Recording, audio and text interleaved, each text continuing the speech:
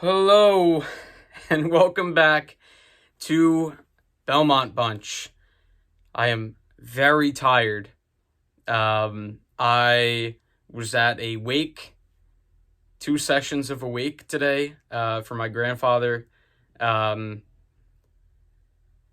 and then get had to listen to the game, the first period on the radio on the way driving on the way back. Mentally draining day. Pretty crazy couple of days. Really tough few days. Um, so the Islanders are still playing hockey, uh, and I can't quite tell you how. I can tell you what happened with the game.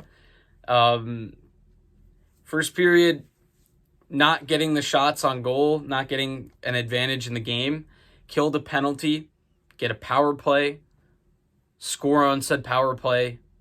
Thank you. Thank you. Pollock with his patented slapper that just zooms into the net and looks like it's going to go out the other side. Second period, it's the flip. Islanders feel like they're actually getting a little bit better at the game. They had the advantage in shot attempts. And then really bad change leads to, and this is, of course, the period where the Islanders are going on the long change, and did not work out well for them on this one. Great stretch pass. Excuse me, I don't know who it is. I just, the game ended like 10 minutes ago. I have to get up for a funeral in the morning. I just needed to put this video together quickly. Tampa, fantastic stretch pass, and a good play to just get the puck on the net by Tampa, and puck kicks out. Eberle does a good job initially at stopping the first Tampa shooter by not lifting the stick, but getting enough on the stick to get it out of the way of the shot. Victor Hedman walks right into Slapper and puts it right by Varley. Brock and Eberle had a mix-up on who was getting the first guy. Eberle did, but then Brock didn't get the back at the charging Hedman. And it's 1-1. And then Tampa scored again. And now it's starting to feel like, okay, that's about it. This was an amazing shot by Carter Verhaeghe, I think former Islander prospect, or Bridgeport Sound Tiger. And, oh boy, it was offside by a lot. And Barry and the video coach found that and challenged it and won that challenge. And that is the reason the series is still going. Third period, not a lot going. These teams look tired, man. Really tired. The Isles had by the time the Isles won the game with not a ton of time left in the second OT, Isles had, I think it was their 24th or 25th shot. Not good for 100 minutes of hockey. They did limit Tampa's chances as well. Tampa had something like 37 shots. It was going to come down to a weird misplay at a certain point because they're just gassed. I think from the Islanders' point of view, they are literally running on empty. And from Tampa, them resting point. Well, I don't know if it was I won't assume it was resting point.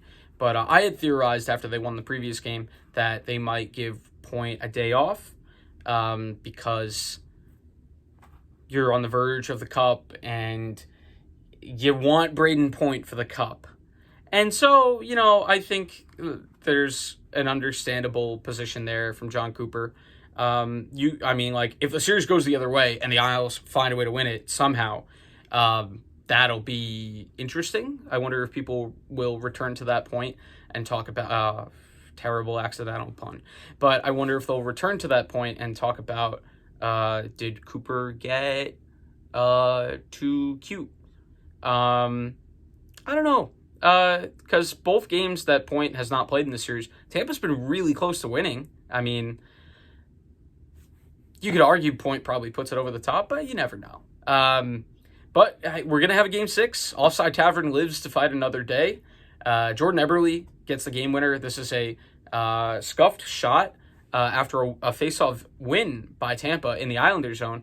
And good play. This is all Anders Lee. Anders Lee puts it off the boards, goes around the defender, goes in on a 2-on-1. Eberle, good job to join in the attack.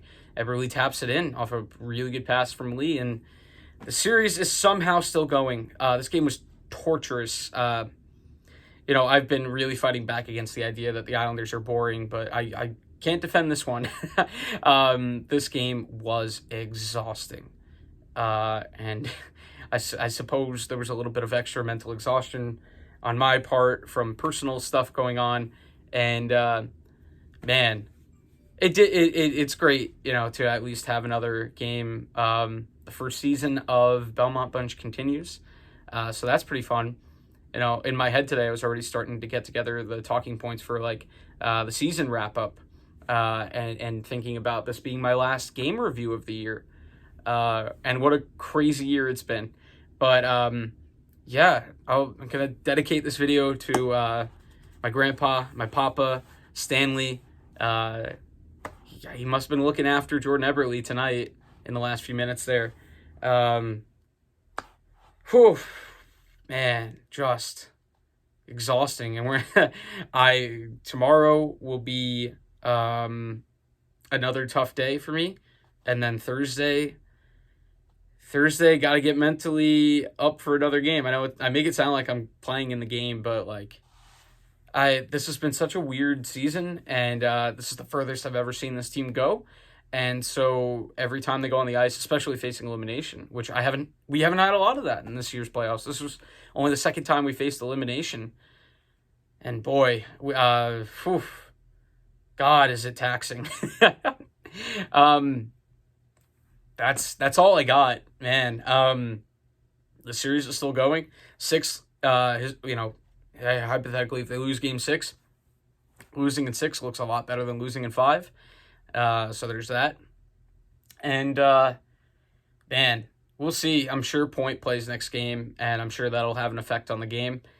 Isles, pretty healthy. It was cool to see Boychuk back in the game tonight. Going with 7D isn't a bad idea. It kind of fits our identity anyway. And our struggle is to find that extra forward, that forward that fills the extra spot on the third line. And if we can't find it, I think we're better off with Johnny Boychuk blocking shots and being somewhat effective defensively as a 7th guy than putting Michael Dal Cole in, even though we're undefeated with Michael Dal Cole. I think so. I think we might have lost one in the Tampa series with Dal Cole. But, the lineups also all over the place tonight. Clutterbuck got some first line minutes. It worked. I guess it was... I don't know. We'll see. I don't know if they throw out those same lines for game 6, but it's cool that there will be a game 6. And that's I'm just going to enjoy the fact that the Islanders have at least one more game of hockey in them this season, and they're down to the final 3. They have now won more games than Vegas in this tournament, not even counting the qualifiers, and so they are the third. They are the third best team now. I'm sorry, I don't have much else. That's the video. Like and subscribe below if you like the content. Keep an eye out for the Jet videos that I am going to be doing every week. Those will be probably even more entertaining. Even more. I sell myself so high. I get to rant more. The Islanders, there's nuance to their game. And the Jets, there's just ranting. So if you just want rants, just watch the Jet videos. If you want thoughtful, interesting analysis, go with the Islander ones. But we'll see you next time. Bye.